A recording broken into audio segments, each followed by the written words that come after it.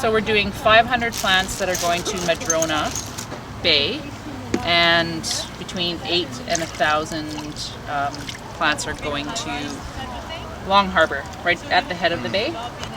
And that place in particular, we have historical maps that show quite an extensive bed, and there's nothing there when we went around mapping it this summer.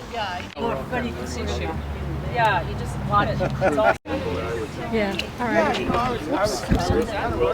It's pretty interesting, the areas where we're planting, where there is no plants at all, there's no grass. So when we're planting, you look back behind you and you just planted a cluster, and you'll see crabs, you'll see fish, everything just starts to migrate towards it. You have to watch this when you're planting, some of the crabs are right there.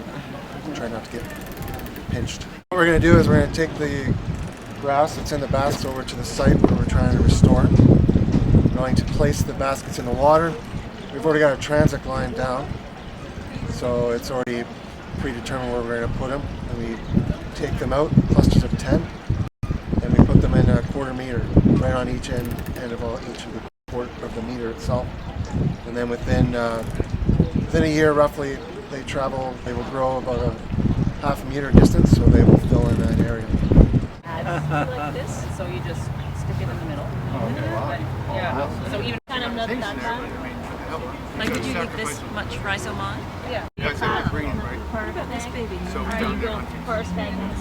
Minnows probably. Sadly, many of these eelgrass beds over the years have been destroyed by log booms and commercial development. And here we are restoring them back to their original shape. I think it's really Yes. important for Salt Spring to have a continuing healthy ocean environment. People that come here as tourists want to see a healthy environment. They want to catch fish. They want to see sea life. And from what I understand, this eelgrass is kind of the starting point for the whole thing. It's kind of like, say, the analogy of the short grass prairies for the buffalo. You have to have one to have the other. 80% of commercially valuable fish spend part of their life cycle in eelgrass. Well, to do all of the ecological survey work around the island, we formed a new organization called the Shoreline Stewards of Salt Spring Island.